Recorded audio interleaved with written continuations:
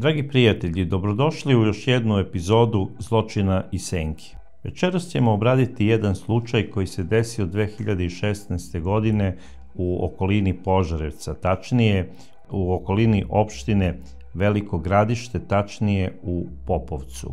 Radi se o ubistvu jednog seoskog domaćina. Taj početak 2016. godine za porodicu Milićević bio je uobičajeni, čak rekao bih na neki način i sa nekom dozom pojačanog veselja i slavlja. Zato što porodica Milićević je jedna domaćinska familija, oni su bili domaćini od ugleda, bavili su se poljoprivredom i početak svake godine je ispunjen odlascima kod svojih prijatelja, kod rođaka, a i kod ćerki na raznorazna slavlja. To su dočeci Nove godine, zatim Božić i kasnije počinju one velike zimske slave koje su za srpskog domaćina neprikosnovene. Naravno, i ova godina je počela uobičajeno, puna radošću i veseljem, i niko nije očekivao da će se nekako u januaru 2016. godine početi dešavati nešto čudno u domaćinstvu porodice Milićević. Zapravo, ko je činio ovo domaćinstvo? Ovo domaćinstvo je činio Radiša Milićević kao glavni domaćin i njega su iz poštovanja svi u njegovom rodnom selu Popovac kod Velikog Gradišta zvali Lala. To je na neki način nadimak koji se daje nekom istaknutom i viđenijem članu u selu. Znači da su ga ljudi poštovali kao pravog domaćina. On je bio oženjen Danicom i sa njom je 60. godina izrodio dve kćerke. Inače, Radiša Milićević zvani Lala rođen je 1943. godine u Popovcu, gde je završio i osnovnu školu. Kasnije je završio vojni rok i, kao što sam rekao, posle vojske oženio je svoju buduću suprugu Danicu. Sve je to bilo nekako idilično kada neko gleda sa strane i tako je zaista i funkcionisalo sve to. Oni su bili poznati kao veliki proizvođači povrća, bavili su se ratarstvom kao i svi ljudi u tom selu i Lala nikada nije hteo da ode u inostranstvo kao što su mnogi iz tog kraja odlazili. On je smatrao da domaćin koji ima veliku, zemlju, a on je zapravo imao dosta zemlje, treba da bude kod kuće, da isto obrađuje, jer je na neki način mislio da je prokletstvo ostaviti svoju kuću i svoju zemlju koju ste nasledili od predaka. I donekle mnogi ljudi u istočnoj Srbiji, a bogami i u Pomoravlju, znači u celoj Šumadiji, smatraju da je to tako. I ostali su, na svojoj dedovini. Lala je inače pravi patriota. Uvek se odazivao da pomogne, ako treba da se pomogne neki čovek koji je u nekom problemu u smislu da nema za egzistenciju i ako se organizuje neka priča sakupljanja novca ili bilo kakve pomoći, on se rado odazivao i pomagao je to. I svi su ga zbog toga poštovali i cenili. Politički nikada nije bio aktivan, niti se bavio politikom, nije čak izlazio ni po kafanama u smislu da diskutuje o tome ko će da pobedi na izborima ili da priča nešto o sportu, da li je bolja Zvezda ili Partizan. Njega takve stvari nisu zanimale. Znao bi da sasluša čoveka koji počne takvu priču, ali je uvek završavao sa onim: ma dobro, vi to znate bolje, mene takve stvari ne interesuju.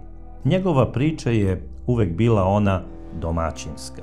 Ako bi ga neko pitao: dobro Lalo, trebao bi sada da promenim domazluk i da nabavim novu kravu koja bi trebalo da bude onako glavna muzara i za priplod, da li znaš nekog gde bi trebao da kupim? I Lala je tačno znao da uputi tog čoveka kod kog domaćina da se javi da bi kupio, recimo, tu priplodnu i simentalsku junicu. I on se interesovao za takve stvari. Znao je tačno gde treba da se nabavi dobar vepar za priplod. Znao je tačno od kog čoveka treba kupiti koke nosilje i samo su ga takve stvari zanimale. Lala je nekada znao da čuva po 10-ak i više krava. Međutim, kako su dolazile godine, on je sa svojom suprugom Danicom odlučio da čuva 3 krave, da čuva nekoliko tih svinja koje su za priplod i čuvao je veliki broj živine. Odlučio se da smanji količinu čuvanja krupne stoke, odnosno krava, iz razloga zato što nije mogao da pripremi sam sa svojom suprugom Danicom hranu za njih i da pravi tu silažu, zato što su ih stigle godine. I to je po meni ispravna odluka. Lala je to sve vodio onako domaćinski, jer nije insistirao da dolaze zetovi sa ćerkama i da pomažu oko obrade njegove zemlje i njegovog imanja. On je, naprotiv, sve što je proizveo, on je davao svojim ćerkama i pomagao je on njih. I on je godinama bio kooperant Imleka. Sve to mleko koje je on pomuzao od svojih krava, on je predavao Imleku. Važio je za onako pravog domaćina koga su cenili, znači, i ljudi iz Požarevca. Stalno je bio na tim nekim sastancima da da neko svoje mišljenje u smislu kako unaprediti stočarstvo, kako treba da se obavi komasacija ili neka druga priča koja je vezana za poljoprivredu. Tu je Lala znao da kaže onako neki pametni savet, zato što ga je to zanimalo i bio je pretplatnik onog časopisa koje se tada u seoskim domaćinstvima delilo i zvalo se Dobro jutro. Interesovalo ga je, znači, sve što je novina u smislu poljoprivrede. I tako taj januar 2016. godine krenuo je, kao što sam i sam rekao, malo preuobičajeno. I svi su mislili da će sve to tako ići kao i obično. Međutim, pred kraj januara, tačnije 27. januara, došla je jedna grupa ljudi koja je bila sastavljena od 3 ili 4 čoveka. Nisu sigurni ni sami Milićevići bili da li ih je bilo 3 ili 4, zato što su za jednog bili sigurni da je ostao u automobilu u centru sela, znači u Popovcu, i nisu znali da li je još jedan bio tu koji se okolo vrzmao, kretao se oko domaćinstva porodice Milićević, a 2 su ušla u dvorište. Interesovali su se da li Lala ima prasad za prodaju. Jedan je bio izrazito visok i plav, suvonjav, a drugi je bio niži i bio je punačak. Onda su oni rekli, vidite, druže Lalo, mi bi baš hteli da kupimo prase jer pravimo neku proslavu sada početkom februara i ajde da kaparišemo prase pa ćemo doći za koji dan. I onda je jedan od njih, tačnije taj niži debeli, izvadio novčanicu od 100 eura i dao je Lali.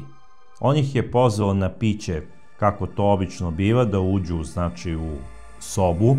Ušli su u dnevni boravak i onda je Lala rekao ženi da ona skuva kafu, a on je sipao po rakiju da popiju, kakav je i red u seoskim domaćinstvima. I sada onaj punački i debeli je rekao, ma znate šta, ja ipak mislim da bi mi mogli danas da kupimo prase. I onda je Lala rekao svojoj supruzi, Danice, idi do komšije i uzmi kantar.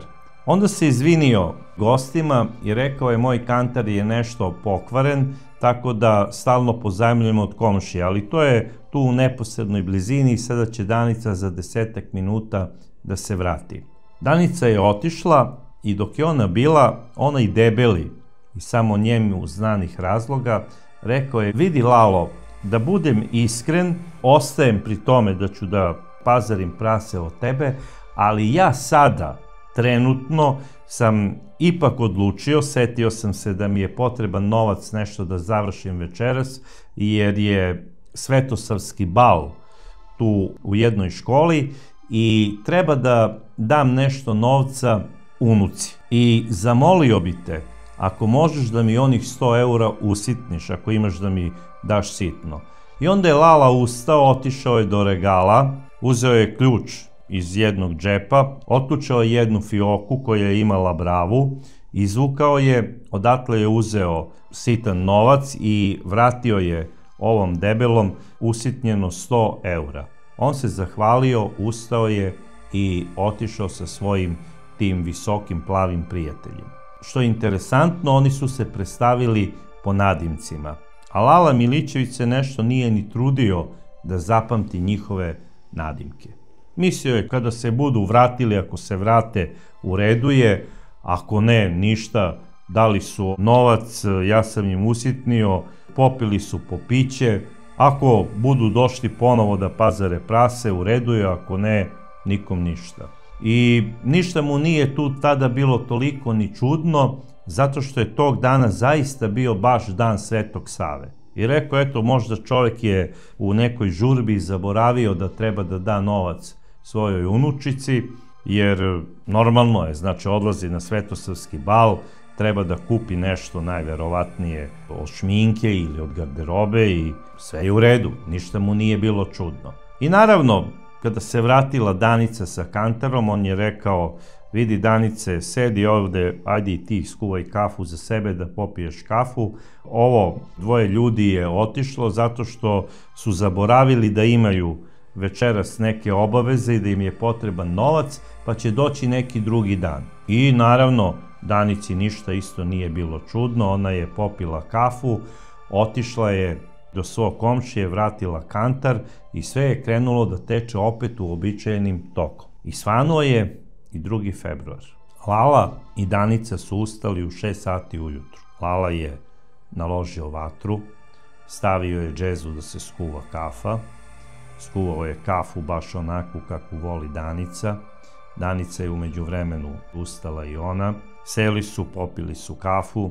Lala je popio jednu malu čašu rakijice uz kafu i rekao je, vidi, sada moramo da idemo prvo da izrinemo štalu, a onda ćemo da pomuzemo krave. Kada pomuzemo prve 2 krave, ja ću da ostanem da muzem 3, a ti se vrati, odsedi, znači mleko i spremi doručak. I Danica je rekla, u redu, tako ćemo da uradimo kao i uvek što radimo. Popili su kafu, otišli su do štale, pomuzli su 2 krave, onda je Danica bez pitanja uzela onu kantu sa mlekom, otišla je to tamo da sredi. Lala je ostao da muze 3. kravu i dok je Danica cedila ono mleko, čula je svog supruga kako je zove. Danice, Danice, Danice. I ona je izašla. I odmah je videla da kod obora za svinje, tamo gde čuvaju znači svinje i prasad, stoji jedan čovek sa njenim suprugom i nešto pričaju.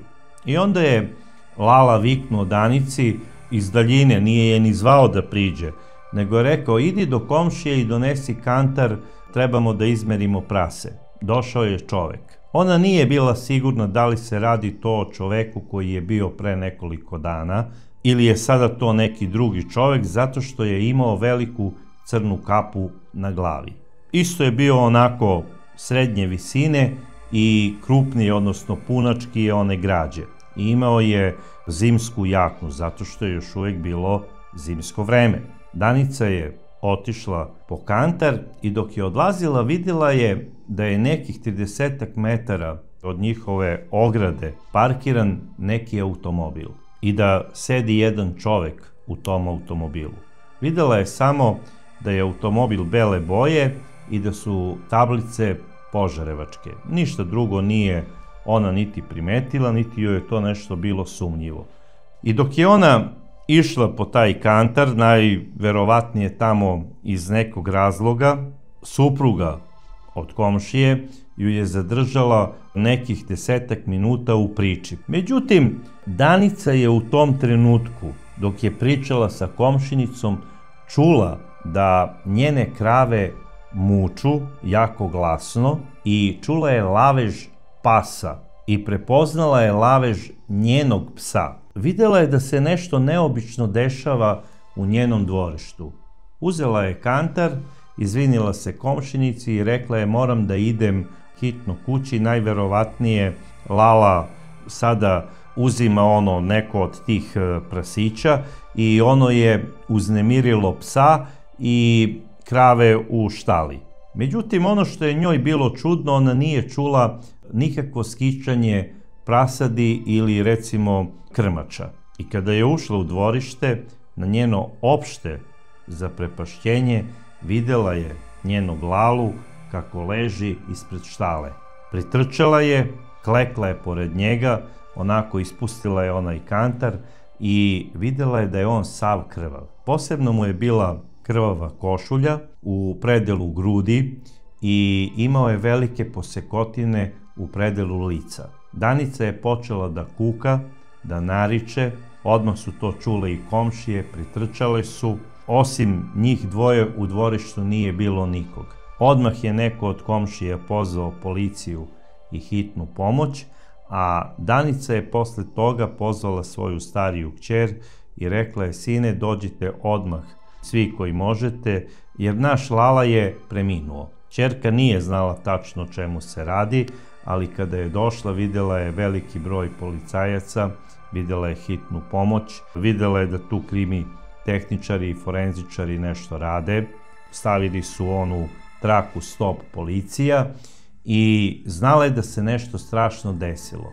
I videla je svoju majku kako plače, kako čupa kosu, pritrčala je kod nje, zagrlila ju je i posle toga se odmah onesvestila. Probudila se tek u domu zdravlja u Velikom Gradištu i videla je da na rukama i na garderobi ima krv. Kada je pitala kakva je ovo krv, medicinska sestra joj je rekla da je to najverovatnije od njene majke, zato što je ona bila sva krvava jer je držala mrtvog supruga u naručju.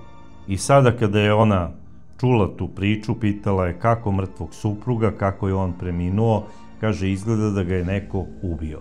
I to je tog 2. februara bio veliki šok, ne samo za selo Popovac, nego i za celo Veliko Gradište, a bogami i širu okolinu.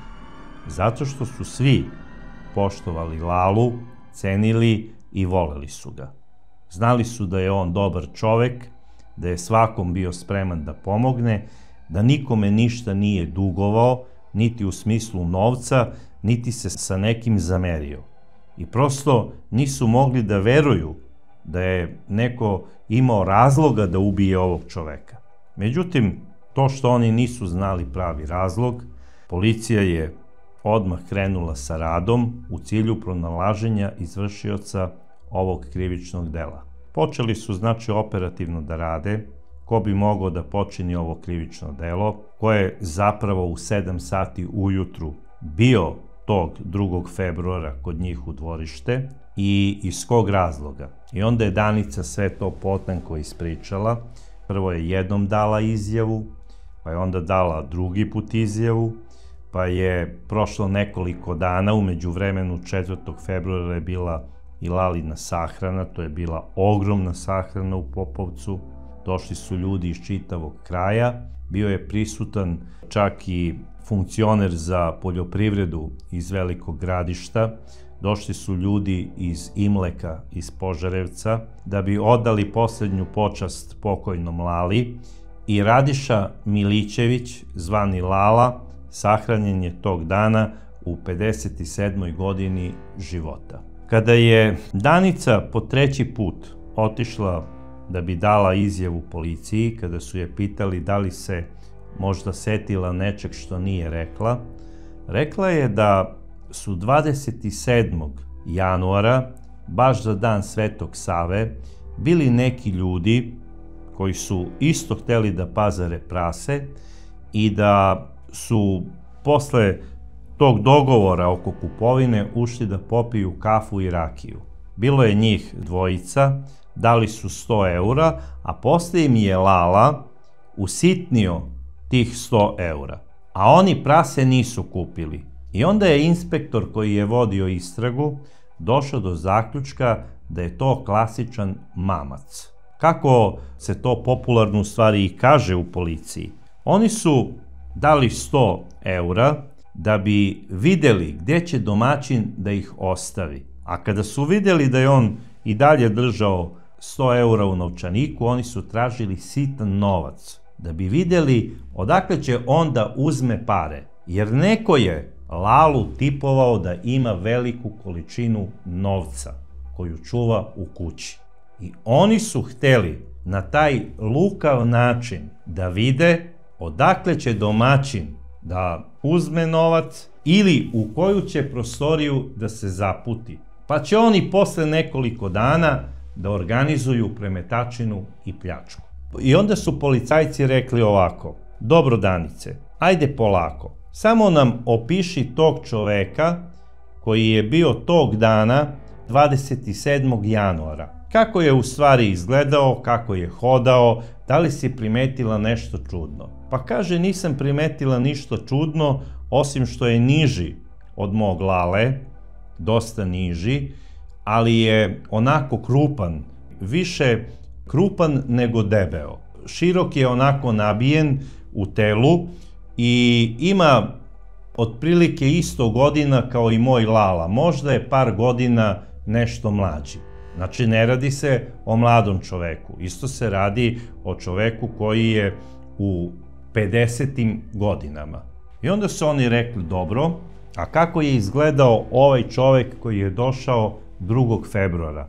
Pa kaže, kad malo bolje razmislim, otprilike isto. Čak sam ubeđena da se radi o istom čoveku. I policija je počela da vrši operativni rad, ko je mogao možda bolje da vidi tog dana tog čoveka, i naišli su ni manje ni više nego na jednog Lalinog bližeg rođaka. I on je rekao, ma znate šta, ja mislim da je registracija automobila koji je bio parkiran tog 2. februara ta i ta. I tada kada je to opisivao njegov rođak, kada je tačno rekao automobil koje registarske oznake imao, rekao je da je za volanom sedeo jedan mlađi čovek otprilike 35 do 40 godina. I ustanovili su da je vlasnik automobila Jovica Stević.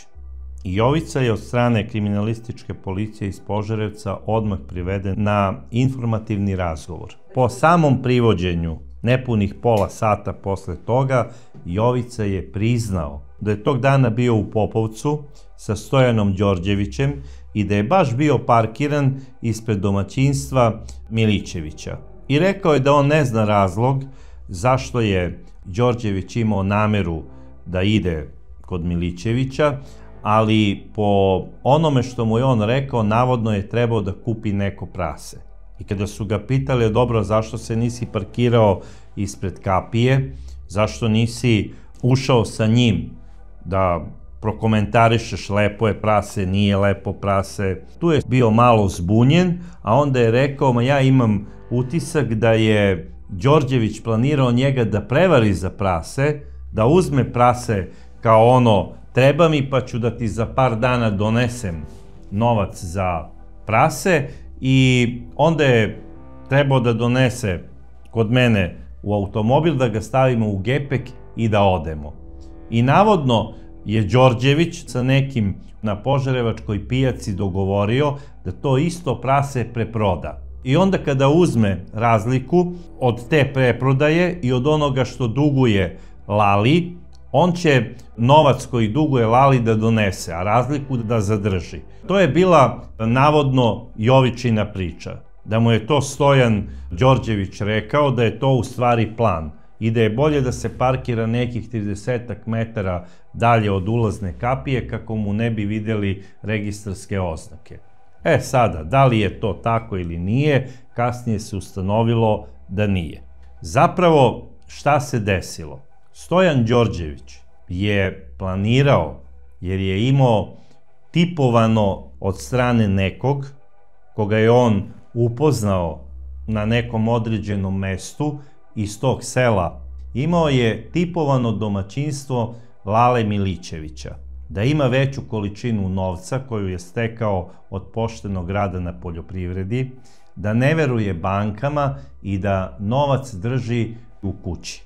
I da je plan bio da tog 2. februara on savlada Lalu Milićevića, ne da ga ubije, nego da ga savlada navodno, da ga veže u štali, a onda da se vrati do njegovog dnevnog boravka u kući, jer je znao da ima nekih 10-15 minuta lufta dok se vrati njegova žena, i da izvrši premetačinu, odnosno tačno je znao da novac drži u onoj fioci od regala, da tu fioku obije, da uzme novac i da pobegne. A ako u međuvremenu bude stigla Danica, on će nju lako da savlada, da veže i oni će da pobegnu i to će se završiti na tome. E sada, to je njihova izjava pred sudom, koju je sud uzeo kao tačnu i kao najverovatniju. Međutim, o kakvom se čoveku radi i ko je u stvari Stojan Đorđević? Stojan Đorđević je čovek koji je već jednom bio u zatvoru, i to ni manje ni više nego zbog ubistva. I to na koji način? On je 1999. godine, znači početkom maja, kontaktiran od jednog lica iz okoline Smedereva i ponuđeno mu je da ubije za deviznu nadoknadu jednog čoveka. Zapravo, sin unajmljuje preko svog rođaka plaćenog ubicu da mu ubije rođenog oca. Zato što nisu u dobrim odnosima, nešto zbog zemlje. Neće otac da mu prepiše zemlju koju je on planirao da proda i da ode negde, da li za inostranstvo ili ko zna već gde, to je samo on znao. A možda je imao i nekih dugova u smislu kocke ili ko zna čega. I sin je preko svog rođaka angažovao Stojana da ubije njegovog oca, uglednog domaćina iz sela Vučaka pored Smedereva. Zapravo radilo se tačnije o Novici i Stojan ga je ubio ispred prigradskog restorana Palma 18. maja 1999. godine za novčanu nadoknadu koja je njemu isplaćena u iznosu od 100.000 šilinga. U današnjem novcu to bi bilo otprilike oko 7.500 eura. Radi se o čoveku koji je spreman da ubije za novac. I on je to i uradio. On je ubio ispred restorana Palma iz vatrenog oružja, tačnije iz pištolja, tako što je u njega ispalio 8 hitaca u predelu grudi i glave. Kada ga je ubio sa 6 metaka u grudi, ispalio mu je i 2 metka u glavu, u onom stilu mafijaškom, da ga overi za svaki slučaj, i posle toga je pokupio čaure i napustio lice mesta. Međutim, šta nije on u tom trenutku znao? Nije znao da ta kafana i tada, te 1999. godine, ima kamere koje pokrivaju parking. I on je snimljen. Policija je kasnije pogledala, videla je tog čoveka, pozvala je mnoge ljude na informativni razgovor i mnogi su prepoznali Stojana Đorđevića, taksistu iz Požarevca. On u početku nije hteo da prizna ovo krivično delo, iako je kod njega pronađen devizni novac, i to baš šilinzi. Priveden je bio i sin, i posle kroz istragu oni su svi priznali ovo krivično delo i Stojan Đorđević je bio osuđen na 20 godina zatvora. U tom trenutku to je bila najveća vremenska kazna za ubistvo. Kaznu je izdržavao u KPZ Zabela i posle 14,5 godina izašao je na slobodu zato što je 2012. godine dobio amnestiju 25% od vremenske kazne. Tu amnestiju je dala tadašnja vlast svim zatvorenicima i Stojan Đorđević se početkom 2014. godine našao na slobodi. Sada, postavlja se pitanje zašto je taj rođak po nagovoru sina upravo angažovao Stojana Đorđevića. Ne samo što ga je on znao kao taksistu, znači on je njega znao kao vrlo problematičnog čoveka i čoveka iz kriminogenog miljeja. Stojan se u ovom krivičnom delu pokazao kao vrhunski profesionalac. Jeste da ima onu kapu malo navučenu preko glave, ali su ga po hodu i po svemu ostalom ljudi prepoznali. On je bio krajnje profesionalni u smislu pucanja, dobro je gađao, ispalio je 8 metaka, znači apsolutno kompletni šaržer, toliko staje u TT, pištolj, ispalio je 6 metaka u grudi čoveku, a onda ga je sa 2 metka, kao što sam rekao, overio u smislu pravog profesionalca i pokupio je sve čaure, da ne ostavlja tragove iza sebe. Čaure i taj pištolj posle po svom kazivanju je bacio sa mosta u reku Velika Morava. Tako da oružje nikada nije pronađeno. Novac nešto je razmenio kod uličnih dilera za marke, ali uglavnom je pronađen u šilinzima. To nije uspeo da promeni, računao je novac, imaju ga sada svi, pričajte da je dobio taj novac na kocki, te na šibicarenju, jer su ga znali da se bavi šibicarenjem i kockom, tako da računao je, nije ništa neobičajno da imam 10.000 maraka. I mislio je to sve da je on savršeno uradio, ali savršenog zločina nema, pogotovo nekada znaju trojica za to isto delo. I neko od one dvojice je priznao, pretpostavljam rođak. Rođak je dobio 8 godina, sin je dobio 15 godina zatvora, a Stojan Đorđević, kao što sam rekao, 20 godina zatvora. Po izlasku iz zatvora, tačnije čime se sve bavio, ja ne znam, priča se da je uglavnom kockao, ali ubrzo počinje da se zabavlja sa udovicom jednog bivšeg policajca. Zapravo to je bila žena koja je primala penziju svog pokojnog supruga, policajca, i kada je izjavila svojoj deci, sinu i ćerki, da će se udati za Stojana Đorđevića, oni su bili u šoku. Bili su i spremni da se odreknu svoje majke. Kada je ona dovela Stojana u njihovu porodičnu kuću, oni su sa majkom prekinuli svaku komunikaciju. Ona je živela u prizemlju, sin je sa porodicom živeo na prvom spratu, a ćerka koja se već u međuvremenu naravno udala, imala i svoju porodicu i živela je u drugom delu grada, nije više komunicirala sa majkom. Dolazila je samo kod brata. Ja sada ne znam da li je to bila neka prava ljubav ili ne znam iz kog razloga je ova gospođa odlučila da se uda za problematičnog čoveka, odnosno za ubicu koji je ubio zbog novca i koji je odležao deceniju i po maltene u KPZ Zabela, koga je znao ceo Požarevac kao problematičnog i kao kriminalca. Ona je počela da živi s njim i pored toga što je primala penziju svog pokojnog muža, policajca, od koje je izdržavala i sebe i sada svog supruga Stojana, jer se venčala za njega i možete da zamislite, uzela je prezime Đorđević. Sada, zašto je gospođa odlučila da promeni čak i prezime i da postane gospođa Đorđević, možda iz prevelike ljubavi?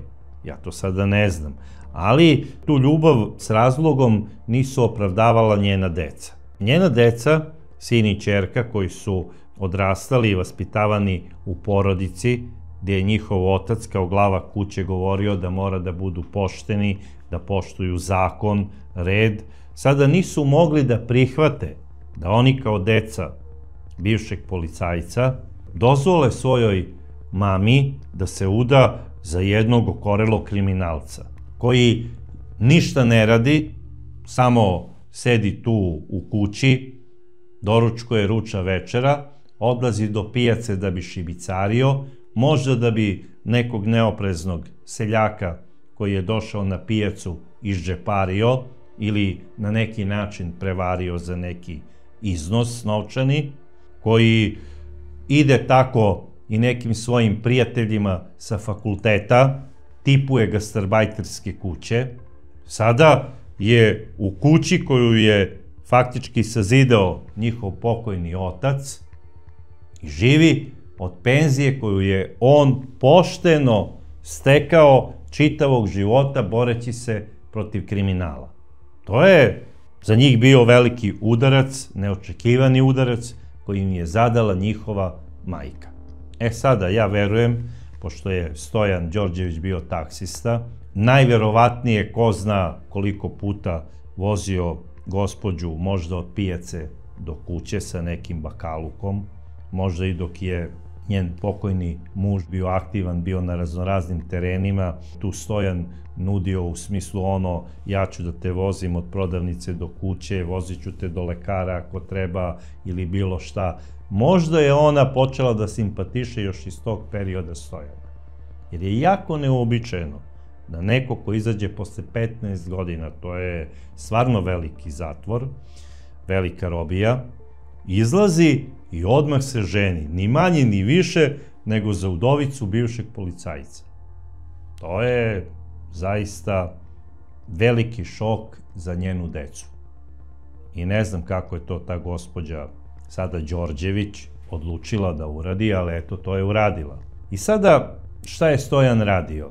Njega nisu interesovale neke normalne priče. On i dalje održava sada kontakt na višem nivou.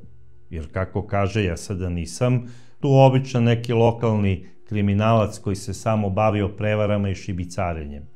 Ja sam sada bio na fakultetu, bio sam deceniju i po unutra, upoznao sam mnoge žestoke momke, sada ću ja da radim tipe po celom Braničevskom kraju i uzimat ću procenat od tih vala, odnosno od tih krađa i živeću lepo. Stojan je imao neku tu krimi-džimi varijantu života i nastavio je da se bavi tim svojim nekim kriminogenim aktivnostima. Međutim, i pored toga što je bio plaćeni ubica, što je odgovarao znači za najozbiljnije krivično delo, on nije bio sposoban da organizuje neku veliku pljačku, da istipuje neku veliku krađu nekim poznatim opasnim gangsterskim grupama. On je znači bio rođen za šibicarenje, za kocku i za jajarenje. Jer čim je on došao sada na ideju da ide po selima i da seljake vara za jedno prase, pa onda ne platim mu prase, platim mu kad ga prodam i tome slično, u stvari ne plati ga nikad.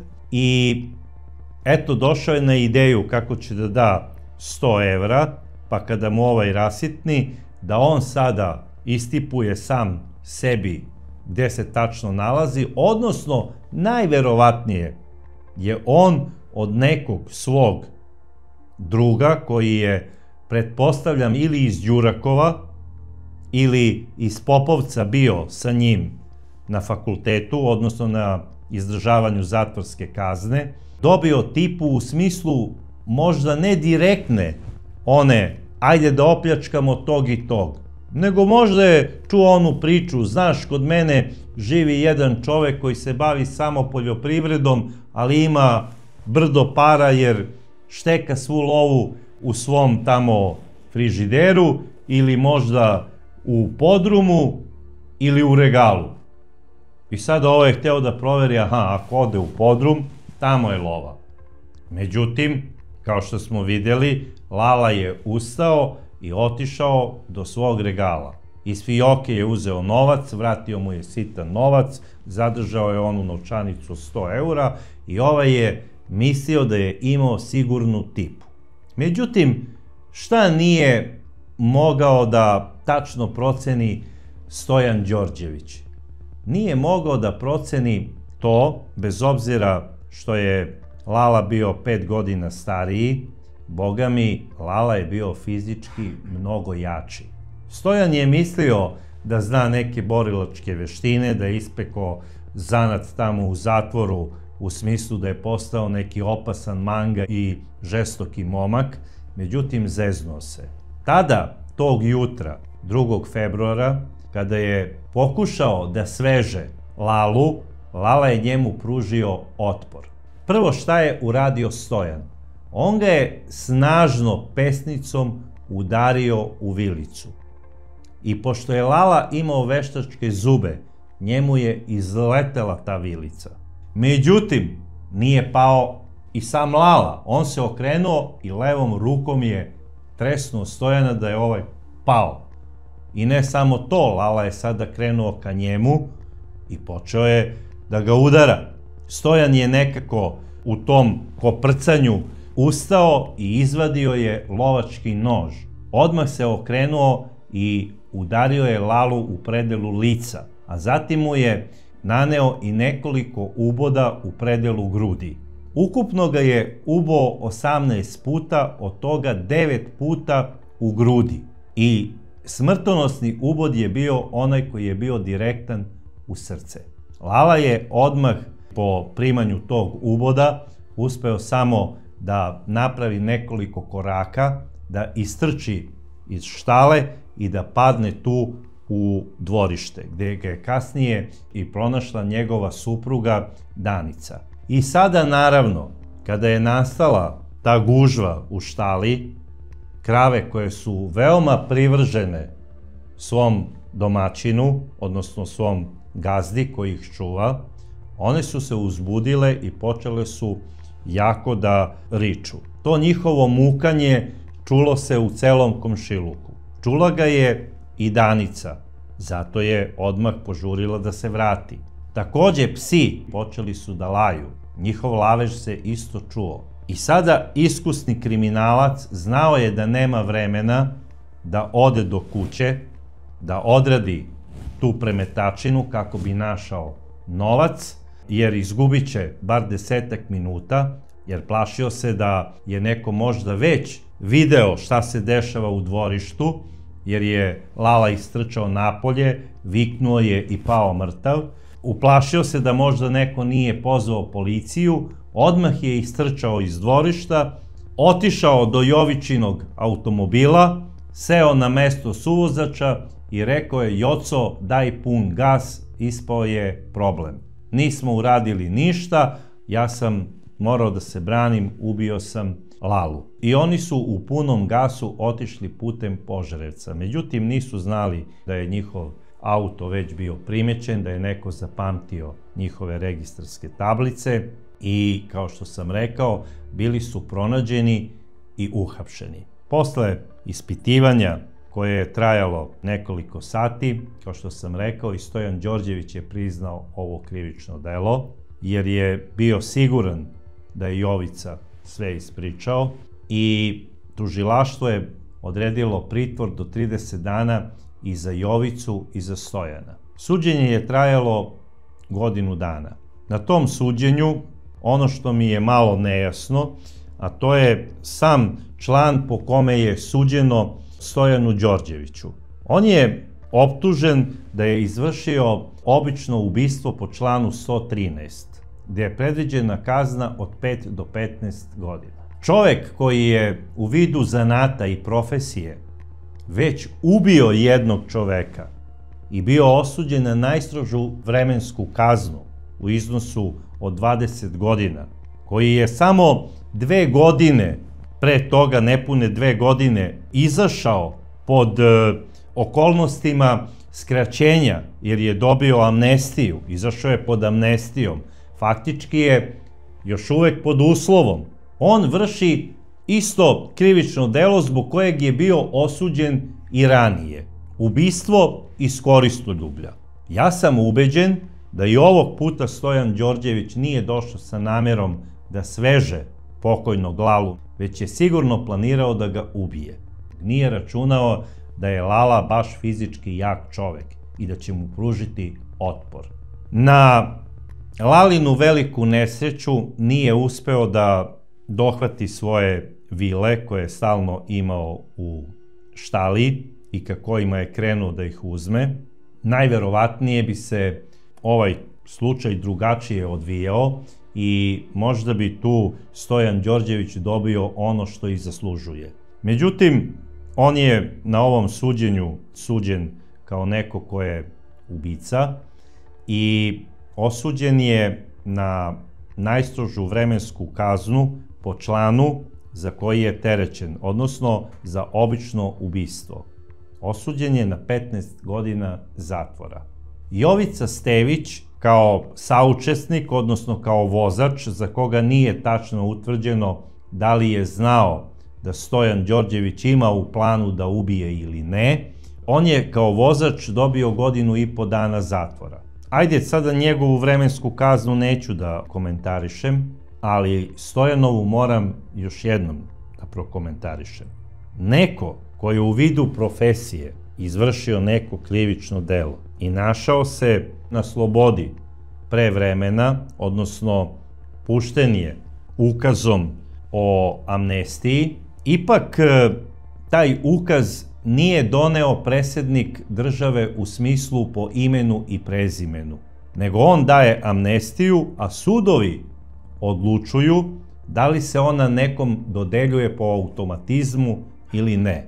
Za ljude koji su profesionalne ubice, zatim za ljude koji su višestruki silovatelji, za one koji su ubili trudnu ženu ili dete, amnestija ne bi trebalo da postoji i ne sme da postoji. I da nije bilo amnestije u ovom slučaju, Stojan Đorđević bi bio u zatvoru do 2019. godine, a Lala Milićević bi bio živ.